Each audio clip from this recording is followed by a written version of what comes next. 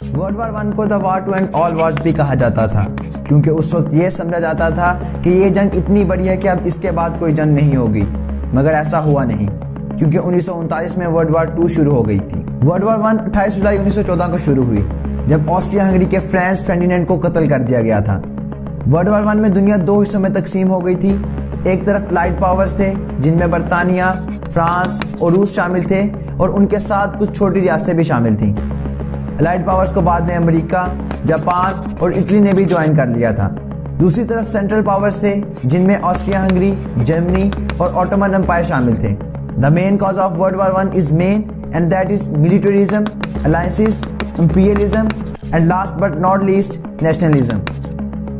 World war one से पहले Europe हथियारों की दौर में बहुत आगे निकल चुका था। यूरोप में जदीद हथियार, जिनमें टैंक्स, मशीन गन्स, सबमरीन्स और जंगी जहाज शामिल थे, सब तैयार हो चुके थे। बरतानिया और जर्मनी दोनों बड़ी तेज़ी से तरक्की कर रहे थे। दोनों ने अपने इंडस्ट्रियल कम्प्लेक्सेस को फौजी मकासद के लिए भी खूब इस्तेमाल किया। यूरोप में ताकत का तवाज़ुन मुसलसल बिगड़ रहा था। ताकत का तवाज़ुन कायम रखने के लिए मुख्तलिफ ममालिक ने जंगी इत्तेहाद बनाना शुरू कर दिए थे। उन इत्तेहादियों ने फौजी मुआहदों के साथ साथ कई खुफिया मुआहदे भी कर लिए। उन इत्तेहादों में दो इत्तेहाद काबिल जिक्र हैं। ट्रिपल अलायंस 1882, ये जंगी इत्तेहाद जर्मनी, ऑस्ट्रिया हंगरी और इटली के दरमियान तय पाया, जिसके मुताबिक अगर कोई मुल्क इन तीन मुल्कों में से किसी पर हमला करेगा तो तीनों ममालिक मिलकर इसका दफा करेंगे। 1907 में फ्रांस, रूस और बरतानिया के दरमियान भी एक फौजी इत्तेहाद कायम हो गया। इटली ने लड़ाई के वक्त ट्रिपल अलायंस छोड़कर फ्रांस और बरतानिया का साथ देना शुरू कर दिया था, क्योंकि ट्रिपल अलायंस में मौजूद ऑस्ट्रिया हंगरी ने इटली के कुछ इलाके पर कब्जा कर रखा था। जितने भी ताकतवर ममालिक थे वो सब अफ्रीका और एशिया में अपनी कॉलोनीज एक्सपेंड करने की कोशिश में लगे हुए थे, और उन ममालिक की बड़ी बड़ी कॉलोनीज थी, जिसका मतलब था कि ये ममालिक बहुत से मुल्कों पर हुकूमत कर रहे थे। जर्मनी की अफ्रीका में कॉलोनीज थी। ऑस्ट्रिया हंगरी ने बोस्निया और मोरक्को पर कब्जा कर रखा था। कॉलोनियलिज्म में सबसे कामयाब बरतानिया रहा। उस वक्त बरतानिया के पास पूरा इंडिया मौजूद था। पूरी दुनिया के 25% हिस्से पर उस वक्त में बरतानिया का राज था, और यह सल्तनत इतनी बड़ी थी कि बरतानवी सल्तनत में सूरज गरूब नहीं होता था। उस वजह से बरतानिया के पास बहुत ज़्यादा रिसोर्सेज और मैन पावर थी। वर्ल्ड वार वन में 13 लाख लोग सिर्फ भारत से बरतानिया के लिए लड़े, क्योंकि उस वक्त भारत बरतानिया की कॉलोनी थी। 19वीं सदी में यूरोप में नेशनलिज्म अपने जोबन पर थी। उस वक्त इन ममालिक में ये तस्वर भी पाया जाता था कि कोई मुल्क उतना ही कामयाब और अजीम होगा जितनी वो जंगें जीतेगा। यह तस्वर जंगों की अहम वजह बनता था। यूरोप में यह भी तस्वर पाया जाता था कि चूंकि अब साइंस बहुत तरक्की कर चुकी है और जदीद हथियार बन चुके हैं, इसलिए अब जंग 1-2 महीने में ख़त्म हो जाएगी। मगर ये जंग उनकी सोच से भी ज़्यादा अरसा तक चली। इसके अलावा जंगों के हक में अखबारात में आर्टिकल लिखे जाते थे, किताबें लिखी जाती थी, और समझा जाने लगा था कि जंग के अलावा तरक्की और खुशहाली मुमकिन नहीं है। वर्ल्ड वार वन से पहले भी इन ममालिक में कई जंगें हो चुकी थी। 1871 में जर्मनी और फ्रांस की जंग हुई और जर्मनी फातेह ठहरा और फ्रांस के कुछ इलाके पर कब्जा भी कर लिया। 1912 से पहले बल्गारिया, सर्बिया और रोमानिया ऑटोमन एम्पायर का हिस्सा होते थे, मगर 1912 में ये ममालिक ऑस्ट्रिया हंगरी की मदद से आज़ाद हो गए। इसी तरह क्रोएशिया और बोस्निया, जो कि ऑस्ट्रिया हंगरी का हिस्सा थे, वो भी आज़ादी चाहते थे। चूंकि उन इलाकों में लड़ाई जारी थी, तो रूस, ऑटोमन एम्पायर और ऑस्ट्रिया हंगरी तीनों इस इलाके पर कब्जा चाहते थे। ऑस्ट्रिया हंगरी के बादशाह फ्रांस फर्डिनेंड और उनकी बीवी बोस्निया में गए और वहां उनका कत्ल हो गया। 28 जून 1914 को उन पर गोली चलाने वाला एक कौम परस्त था, जिसका नाम गैव्रिलो पैसिव था। मगर वो गोली मारने वाला अकेला नहीं था, बल्कि उसके साथ ब्लैक हैंड ऑर्गेनाइजेशन के कुछ नुमाइंदे भी थे। प्राइसअप एक कौम परस्त था और सर्बिया को ऑस्ट्रिया हंगरी के तसल्लुत से आज़ाद करवाने की कोशिशों में मगन था। अब ऑस्ट्रिया हंगरी के बादशाह की मौत हुई है, तो उसका रिएक्शन भी बड़ा ही आना था।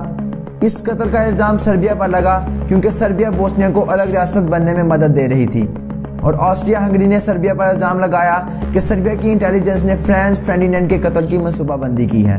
ऑस्ट्रिया हंगरी ने सर्बिया को अल्टीमेटम दिया कि लड़ाई के बिना ही हथियार डाल दो और ऑस्ट्रिया हंगरी के कब्जे में आ जाओ। यह सर्बिया के लिए एक बहुत ही ह्यूमिलेटिंग डिमांड थी, इसलिए सर्बिया ने सरेंडर करने की बजाय रूस से मदद मांग ली। रूस पहले इस काम के लिए तैयार बैठा था। रूस ने अपनी आर्मी जंग के लिए मुनज़्ज़म करना शुरू कर दी। इन हालात में ऑस्ट्रिया हंगरी ने जर्मनी से मदद लेने का फैसला किया, क्योंकि 1882 में ऑस्ट्रिया हंगरी और जर्मनी के दरमियान मुआहदा हो चुका था कि जंग की सूरत में दोनों ममालिक एक दूसरे की मदद करेंगे। जर्मनी ने ऑस्ट्रिया हंगरी का साथ देने का फैसला किया और दोनों ने मिलकर सर्बिया पर चढ़ाई कर दी। इसके फौरन बाद रूस ने जर्मनी पर और फिर फ्रांस ने जर्मनी पर जंग का ऐलान कर दिया, क्योंकि फ्रांस और रूस में भी जंगी मुआहदा हो चुका था। جرمنی، آسٹریا ہنگری اور اٹلی میں جنگی معاہدہ ہو چکا تھا، مگر اس میں طے کیا گیا تھا کہ اگر کوئی ملک ان تینوں میں سے کسی پر بھی حملہ کرتا ہے تو تینوں مل کر اس کا دفاع کریں گے۔ لیکن چونکہ جرمنی اور آسٹریا ہنگری نے پہلے حملہ کیا تھا تو اٹلی نے ان کا ساتھ دینے سے انکار کر دیا۔ جنگ کے آغاز میں جرمنی نے ایک پلان بنایا کہ روس سے لڑنے کی بجائے مشرقی محاذ پر روس کے ساتھ دفاعی حکمت عملی اپنائی جائے اور مغربی محاذ پر جارحانہ حکمت عملی اپنائی جائے۔ اس طرح پہلے فرانس کو شکست دے دینی چاہیے کیونکہ روس کی آرمی بہت بڑی اور مضبوط تھی، اس لیے روس کو ہرانا بہت مشکل تھا۔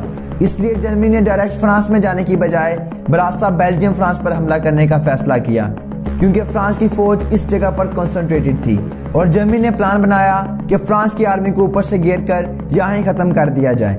اس لیے جرمنی نے بیلجیم پر حملہ کیا۔ جیسے ہی جرمنی کی آرمی نے بیلجیم پر حملہ کیا تو برطانیہ نے جرمنی پر جنگ کا اعلان کر دیا، کیونکہ بیلجیم اور برطانیہ کے درمیان بھی جنگی معاہدہ ہو چکا تھا۔ یہ معاہدہ 1839 میں ہوا تھا، مگر برطانیہ نے وعدہ وفا کرتے ہوئے بیلجیم کے دفاع کے لیے جرمنی پر حملہ کر دیا۔ روس کے ساتھ مشرقی محاذ پر دفاعی اور مغربی محاذ پر بیلجیم سے ہوتے ہوئے فرانس پر چڑھائی والے منصوبے کو 1904 میں تیار کیا گیا تھا اور اسے شیلفن پلان کہا جاتا ہے۔ اس جنگ کے آغاز میں جرمنی کافی کامیاب رہا اور بیلجیم سے ہوتا ہوا فرانس میں گھس گیا۔ جرمنی پیرس کے قریب پہنچ ہی گیا تھا کہ اب برطانوی فوج فرانس کی مدد کے لیے فرانس پہنچ چکی تھی۔ اب جرمنی کی پیش قدمی رک چکی تھی کیونکہ فرانس اور برطانیہ کی فوج نے مل کر ایک بڑا حملہ کیا اور جرمنی کی آرمی کو پسپائی اختیار کرنا پڑی۔ اس لڑائی کو بیٹل آف مارنے کہا جاتا ہے۔ جیسے جرمن فوج نے پسپائی اختیار کی تو فرانس اور برطانیہ کی فوج نے ٹرینچز بنانا شروع کر دی، جس کے بعد جرمن فوج نے بھی ٹرینچز بنانا شروع کر دی اور پھر 3 سال تک انہی ٹرینچز میں لڑائی ہوتی رہی۔ اب جرمنی مشرقی محاذ پر آ گیا تھا۔ جرمنی نے روس کو بھی شروع میں بڑا سیٹ بیک دیا۔ مشرقی محاذ پر روس کے 3 لاکھ سپاہی مارے جا چکے تھے، مگر پھر بھی جرمنی کو مغربی محاذ سے 2 کورس مشرقی محاذ پر بھیجنا پڑی کیونکہ روس کی آرمی بہت زیادہ تھی۔ دوسری طرف آٹومن امپائر نے روس پر حملہ کر دیا کیونکہ آٹومن امپائر اور روس کے درمیان کافی عرصے سے لڑائیاں جاری تھیں۔ جب الائیڈ فورسز کو مغربی محاذ پر کوئی خاطر خواہ کامیابی نہ ملی تو انہوں نے آٹومن امپائر کو انگیج کرنے کا فیصلہ کیا۔ برطانیہ کی قیادت میں الائیڈ فورسز نے آٹومن امپائر پر حملہ کیا، مگر کامیابی ادھر بھی نصیب نہ ہوئی۔ 1916 کے اختتام پر الائیڈ فورسز کے 2.5 لاکھ فوجی مارے جا چکے تھے۔ آٹومن امپائر نے سوئس کینال پر حملہ کر دیا کیونکہ اگر سوئس کینال آٹومن امپائر کے کنٹرول میں آ جاتی تو ہو سکتا تھا کہ برطانیہ ورلڈ وار ہار جاتا، مگر ایسا نہ ہوا اور آٹومن امپائر سوئس کینال پر قبضہ کرنے میں ناکام رہی۔ آٹومن امپائر کو ہرانے کے لیے برطانیہ نے سعودی باغیوں کو سپورٹ کرنا شروع کر دیا اور بغاوت کے بدلے آزادی کا وعدہ کیا۔ ورلڈ وار 1 میں ٹرینچز کا بہت استعمال کیا گیا۔ سپاہی رات دن ان ٹرینچز میں ہی رہتے تھے، یہیں کھاتے پیتے اور سوتے تھے، کیونکہ اگر وہ ان سے باہر نکلنے کی کوشش کرتے تو مشین گن کا شکار ہو جاتے۔ ٹرینچز کوئی نیا تصور نہیں تھا، مگر اتنے بڑے پیمانے پہ پہلی بار ٹرینچز بنائی گئی۔ ٹرینچز زیادہ تر جرمنی اور فرانس کے درمیان بنی تھی اور ان کا زیادہ فائدہ نہ ہوا کیونکہ نہ جرمنی آگے بڑھ سکا نہ فرانس۔ ٹرینچز اس لیے بنائی جاتی تھی تاکہ آرٹلری کے گولوں سے بچا جا سکے، مگر ان ٹرینچز میں سپاہیوں کی بہت بری حالت تھی کیونکہ بارش، گرمی، سردی ہر قسم کے موسم کے دوران وہ ٹرینچز میں ہی رہتے تھے۔ ان میں صفائی کا کوئی انتظام نہیں ہوتا تھا، ہر جگہ چوہے دوڑ رہے ہوتے تھے جس کی وجہ سے بہت سے سپاہی بیمار ہونا شروع ہو گئے اور سپاہیوں کی ایک بڑی تعداد دشمن کے حملوں کی بجائے بیماریوں کی وجہ سے ہلاک ہو گئی۔ 1916 میں بیٹل آف سوم ہوئی۔ اس لڑائی میں ایک دن میں 80,000 الائیڈ سولجرز مارے گئے تھے، ان میں زیادہ تر برطانیہ اور کینیڈا کے سپاہی تھے۔ اس بیٹل میں تقریباً 3 لاکھ سپاہی مارے گئے، مگر اس کی خاص بات یہ تھی کہ ایک دن میں 80,000 الائیڈ سولجرز مارے گئے تھے۔ ورلڈ وار 1 میں شریک ممالک کی بہت سی کالونیز بھی تھیں اور وہاں بھی جنگ جاری تھی۔ افریقہ میں جرمنی کی کالونیز تھی جہاں فرانس اور برطانیہ نے حملہ کر دیا تھا۔ اس کے علاوہ پیسیفک اوشن اور چائنا میں بھی کچھ جرمن کالونیز تھیں جن پر جاپان نے حملہ کر دیا۔ اس کی وجہ یہ تھی کہ برطانیہ اور جاپان میں بھی جنگی معاہدے موجود تھے۔ آٹومن امپائر نے بلیک سی میں رشین پورٹس پر حملہ کیا، مگر کوئی خاص کامیابی نہ ملی۔ ایک لڑائی گیلیپولی میں بھی لڑی گئی۔ گیلیپولی ترکی میں ایک علاقہ ہے۔ گیلیپولی میں حملہ الائیڈ فورسز نے کیا تھا۔ اس حملے میں آسٹریلیا اور نیوزی لینڈ کے سولجر تھے۔ یہاں بھی کافی دیر لڑائی چلی اور یہاں الائیڈ فورسز کو زیادہ کامیابی نہیں ملی کیونکہ عثمانی سلطنت نے انہیں یہاں کامیاب نہیں ہونے دیا۔ اس گیلیپولی کی لڑائی میں ہلاک ہونے والے سولجرز کی یاد میں آج بھی آسٹریلیا اور نیوزی لینڈ میں اینزک ڈے منایا جاتا ہے۔ ایک لڑائی بیٹل آف آئسونزو بھی لڑی گئی۔ یہ لڑائی 1915 میں لڑی گئی جب جرمنی اور آسٹریا ہنگری نے اٹلی پر حملہ کیا تھا اور اٹلی کے کافی علاقے پر قبضہ بھی کر لیا تھا، مگر بعد میں فرانس، امریکہ اور برطانیہ کی مدد سے اٹلی نے اپنے علاقے واپس حاصل کر لیے تھے۔ جرمنی اور برطانیہ کے پاس بہت بڑی نیوی موجود تھی، مگر برطانیہ کی نیوی سب سے مضبوط تھی۔ جرمنی نے ایک سب مرین بھی بنائی تھی جسے یو بوٹ کہا جاتا تھا۔ ان سب مریز نے الائڈ جہازوں پر حملہ کرنا شروع کر دیا۔ جرمنی کی نیوی نے جب بھی برطانوی نیوی کو انگیج کیا تو جرمنی کو بھاری نقصان اٹھانا پڑا، اس لیے جرمن نیوی اب برطانوی نیوی سے کتراتی تھی۔ پہلے تو جرمن صرف جنگی جہازوں کو نشانہ بناتے تھے، مگر بعد میں انہوں نے پیسنجر شپس پر بھی حملہ کرنا شروع کر دیا تھا۔ جرمنی نے ایک امریکی بوٹ جس کا نام لوزیٹانیا تھا اس پر حملہ کر دیا۔ اس بوٹ میں بہت سے امریکی شہری بھی سوار تھے اور یہ امریکہ سے برطانیہ کی طرف سفر کر رہی تھی۔ جب جرمنی نے اس بوٹ پر حملہ کیا تو 1200 افراد ہلاک ہو گئے۔ اس حملے کے بعد امریکہ نے بھی ورلڈ وار 1 میں شامل ہونے کا فیصلہ کیا۔ اس حملے سے پہلے امریکہ نے ورلڈ وار 1 میں شامل نہ ہونے کا فیصلہ کیا تھا۔ جب ورلڈ وار 1 شروع ہوئی تو امریکہ نے دونوں الائڈ اور سینٹرل پاور کو ہتھیار بیچنا شروع کر دیے۔ اس کے علاوہ ہر طرح کی تجارت بھی دونوں طرف کرتا تھا۔ اس طرح امریکہ نے اس جنگ سے خوب منافع کمایا۔ اس جنگ سے امریکی اکانومی بہت بہتر ہو گئی تھی، مگر جب جرمنی نے پیسنجر شپ پر حملہ کیا تو امریکہ نے الائڈ پاور کا ساتھ دینے کا فیصلہ کیا۔ اس طرح 1917 میں امریکہ بھی اس جنگ کا حصہ بن گیا۔ اس کے علاوہ جرمنی نے میکسیکو کو ایک خفیہ خط لکھا جس میں کہا گیا تھا کہ میکسیکو سینٹرل پاور میں شامل ہو جائے اور امریکہ پر حملہ کر دے۔ اس خفیہ خط کے بارے میں امریکہ کو پتہ چل گیا۔ امریکہ کی جنگ میں شمولیت کی یہ بھی ایک وجہ تھی۔ امریکہ نے مغربی محاذ پر موجود برطانوی فوج کو جوائن کیا۔ 1918 کے آغاز میں امریکی صدر ولسن نے 14 نکاتی ایجنڈا دیا جس میں امریکہ کی جنگ میں شمولیت کی وجوہات بیان کی گئی تھیں۔ امریکہ برطانیہ اور جرمنی کے برعکس امپیریلزم کے خلاف تھا۔ اس جنگ میں تقریباً 13 لاکھ انڈین فوجیوں نے حصہ لیا، جن میں سے تقریباً 50,000 فوجی ہلاک بھی ہوئے۔ یہ انڈین فوجی مڈل ایسٹ میں برطانیہ کی طرف سے لڑتے رہے کیونکہ اس وقت انڈیا میں برطانوی راج تھا۔ اس جنگ میں ہلاک ہونے والے فوجیوں کی یاد میں انڈیا گیٹ بھی بنوایا گیا۔ 1917 میں روس میں 2 انقلاب آئے۔ انقلاب کی وجہ یہ تھی کہ روس کو جنگ میں کوئی بڑی فتح نہیں مل رہی تھی، جبکہ روس کی اکانومی کا بہت برا حال ہو گیا تھا۔ لوگوں کے پاس کھانے کے لیے کچھ نہیں بچا تھا۔ فروری 1917 میں پہلا انقلاب آیا جس کے نتیجے میں نکولس دوئم کو ہٹا دیا گیا، جس کے بعد ایک پروویژنل گورنمنٹ بنی جس میں کچھ انقلابی بھی شامل تھے، مگر یہ گورنمنٹ بھی زیادہ دیر نہ چل سکی اور اکتوبر میں پھر انقلاب آیا اور پھر لینن پاور میں آیا۔ لینن نے پاور میں آتے ہی جرمنی کے ساتھ ایک ٹریٹی سائن کی، جس کے بعد مشرقی محاذ پر روس کے ساتھ جرمنی کی جنگ رک گئی۔